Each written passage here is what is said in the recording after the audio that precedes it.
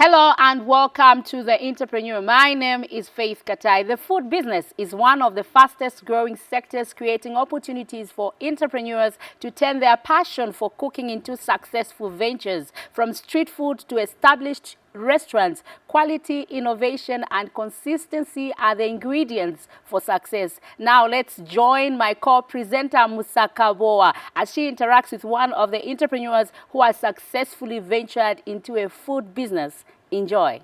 Thank you for joining us on The Entrepreneur today. My name is Musakaboa. Today on the program, we have Richard Chibale, an entrepreneur who has ventured into food business, specialized in making shawarma, or as most people call it, shawarma or chawama. Richard is here to share with us his story, discover what goes on into making a great shawarma, and discuss how he has built a successful food business. Richard. Thank you very much for having me today. Tell us about your story. So Richard Chibale, I'm a born and bred Zambian. Yeah, so I started off as a cleaner. I used to work at a certain restaurant here in Lusaka.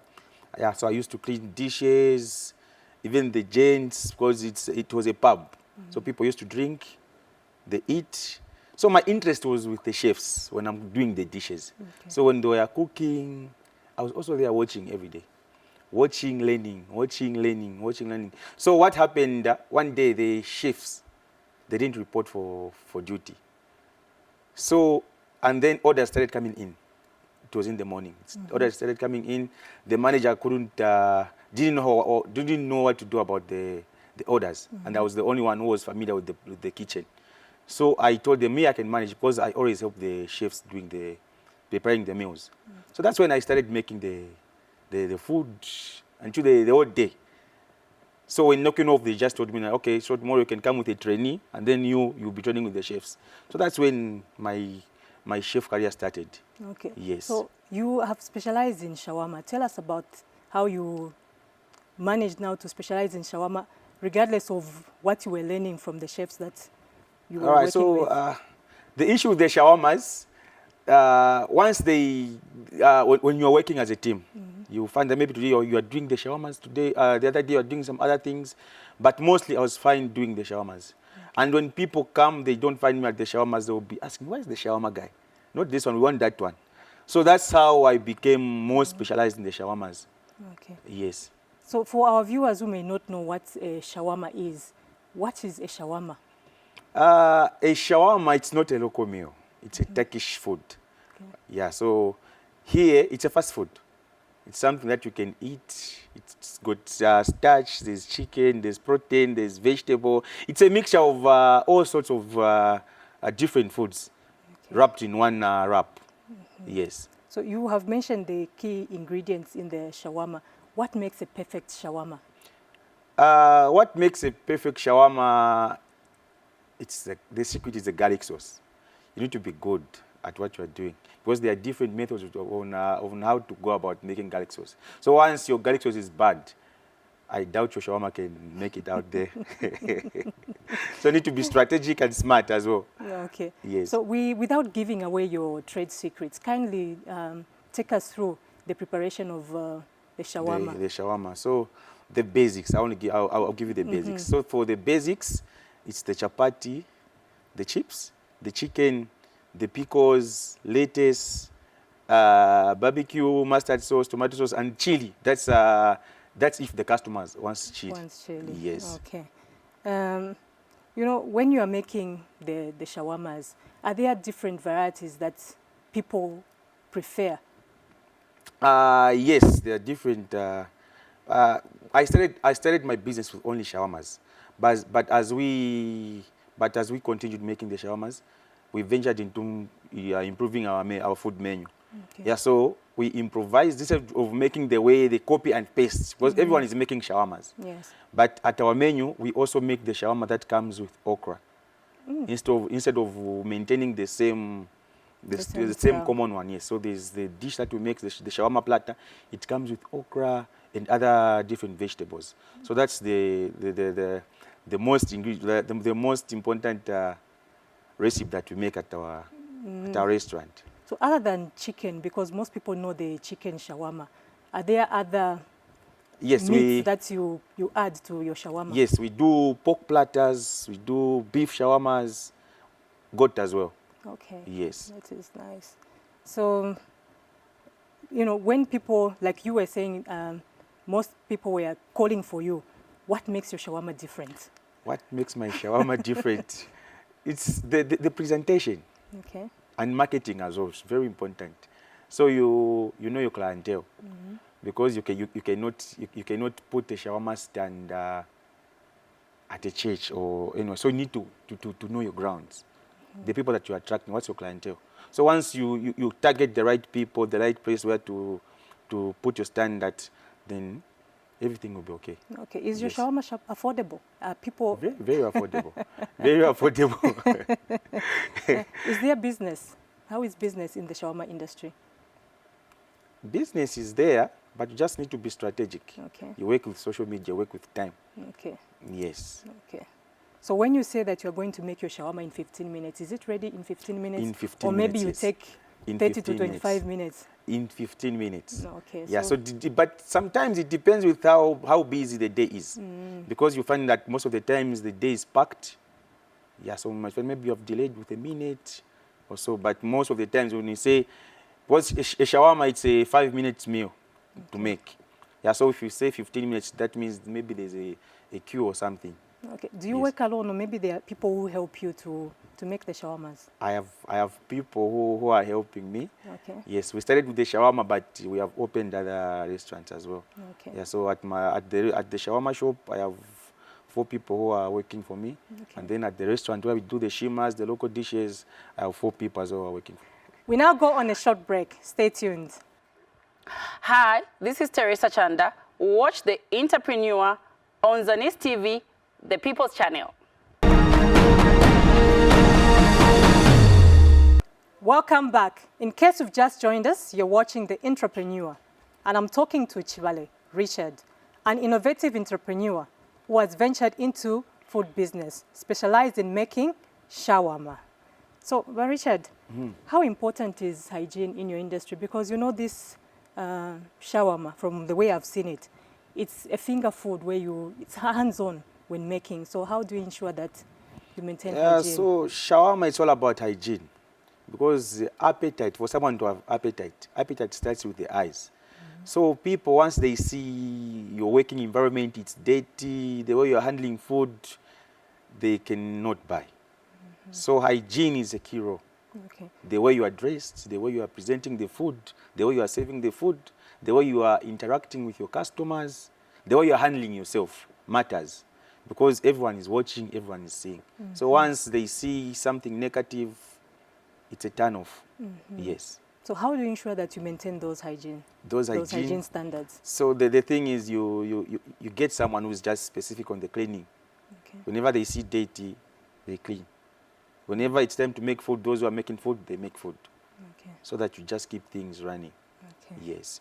So do you have you ever received a big order where you are called upon to supply a lot of shawarmas, and then how were the reviews when if at all you received such? Yeah, we usually receive big orders. The outcome is positive. No wonder we are still pushing. We are moving. It's all about the recommendations. People recommend. You even never know who spoke on your behalf. We deliver UTH. We deliver at schools. We make lunch for kids. We do small events. Yes. Okay.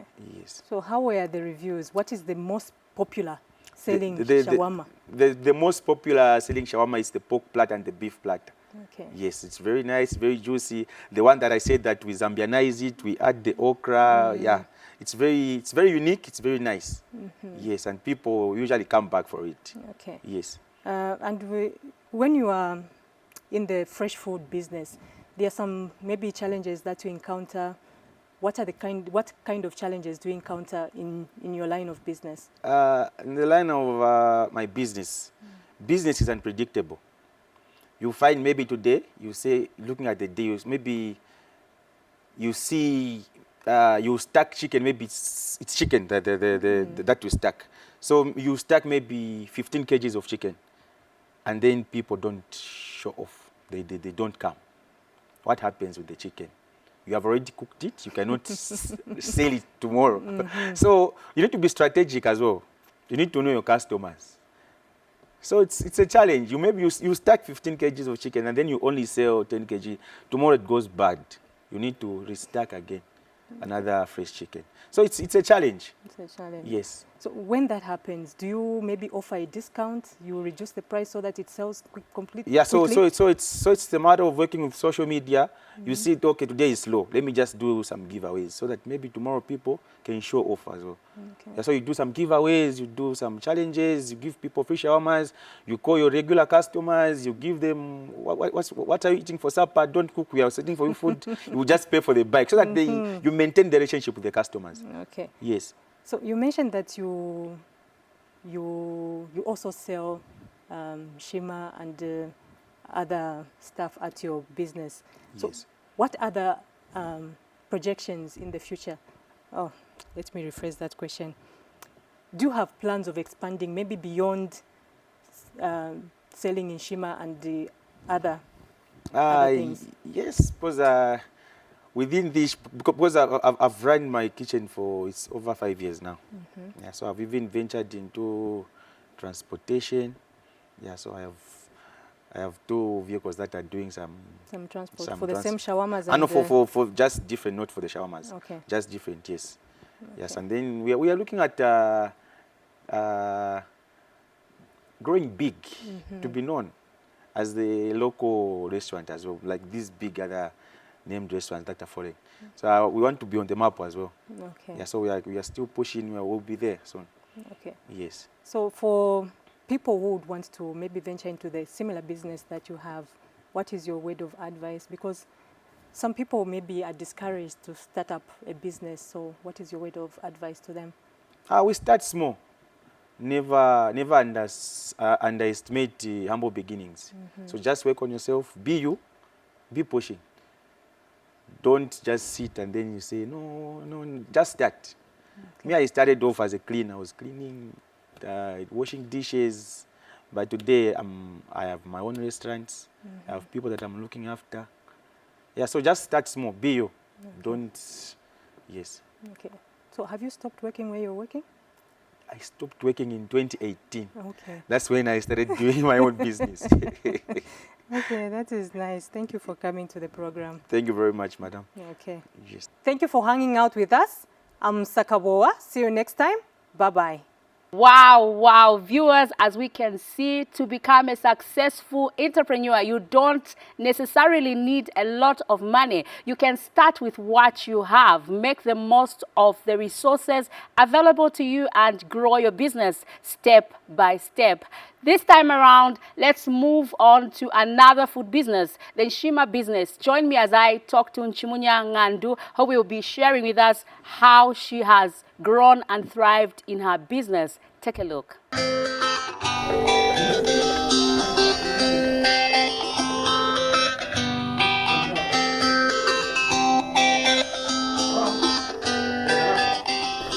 Hello, is that Nchimunya? This is Faith from Zanis. I'm on my way coming to Long Acres.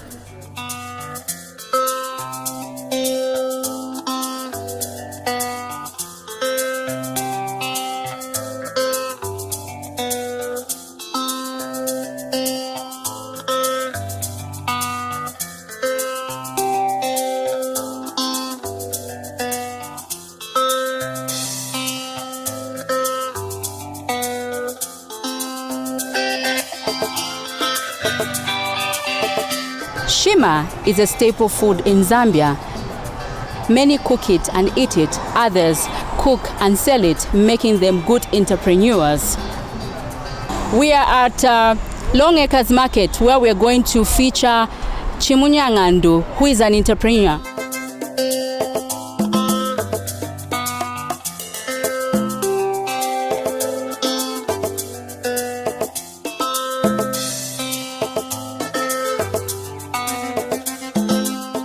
We are finally here. Nchimunya, welcome to the program. Thank you so much. Tell us about yourself. Nshima Ngando is one strong lady, very tough in what she wants, and when she means, when I want something, I make sure I get it. Yes, that's what I can say Nshima is. Nshima Ngando is a third born in a family of 5. We grew up in Kabwata. I first went to Lusaka Girls Basic School. I was at Lusaka Girls from grade 1 to 7, and I went to Jacaranda 8 and 9. No, I never reached my grade 12. I never completed. So how did you get involved in this business? The background of the business is okay. It was first started in 1996 by my mother. Yes, and well, we took it up from her. Since my mother is now getting old and she's left it for us to pick up from where she stopped. We've been into this business. Okay, the time she was starting it, she used to bring us along. So from the back in the days, I had that interest in it. I and my older sister are running this business. Yes. Why Nshima? Why did you decide to venture into Nshima business and not rice? First and foremost, because if you look at it, Nshima is a Zambian staple food, and people love Nshima a lot. I am a fan of Nshima as well. So people prefer Nshima from these other junky foods. Why did you decide to venture into Nshima business and not any other food like rice, like potatoes? We do rice by order. If a customer gives us an order, then we do that for them as well. On your menu on a daily basis, what is it that you offer? We've got T-bone, chicken and fish and boiled beef. Talking of cleanliness, how do you ensure that you meet the hygiene standards? Okay, looking at hygiene, we just have to make sure we keep our tables clean, the surroundings clean, so that when people are coming, they first look at the cleanness, how clean you are. For a customer to be attracted, they look at the surroundings first. Okay, we have to make sure that everything is clean. We provide running water. We need to make sure a customer has running water to wash their hands. And we put hand sanitizers and hand wash to make sure the hands are clean before and after eating. As for the cap that you're seeing, we need to make sure we cover our heads. As we are cooking, we are not allowed to work. Yes, that's just a rule for any food providers. Wherever you go, you notice that we all have to cover our heads. In what ways has the government helped you?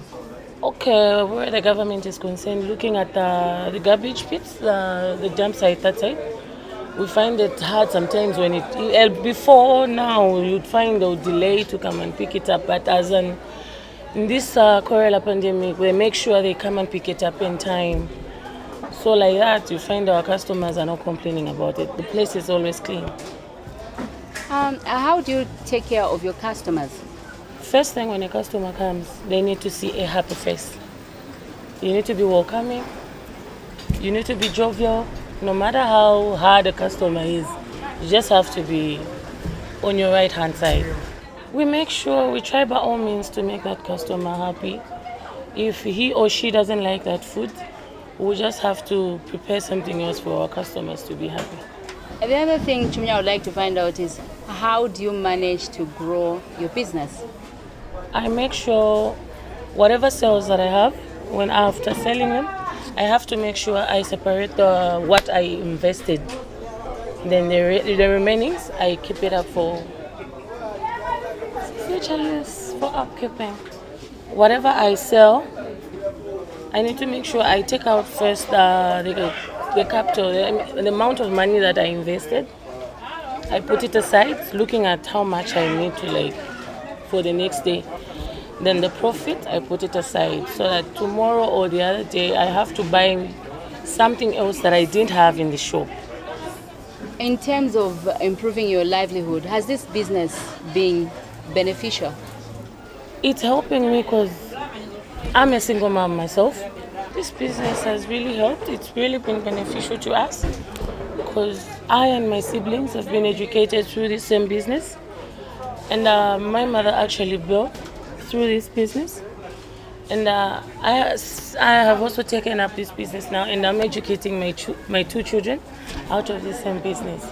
As we come to the end of the program, what are your closing remarks? One thing I can say to my fellow youths out there is that they shouldn't just depend on a white collar job. You can put up something.